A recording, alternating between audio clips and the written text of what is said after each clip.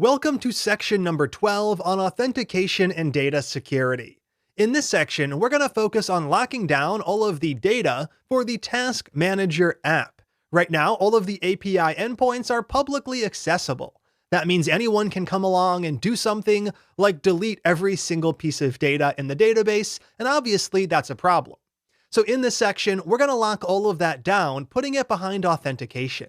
That means users will need to sign up and log in before they're going to be able to do something like create a task or fetch a list of their tasks. By forcing users to log in, we're also going to be able to set up a relationship between a user and the tasks they've created. That's going to make sure that user 1 can't delete a task or even see a task created by user number 2.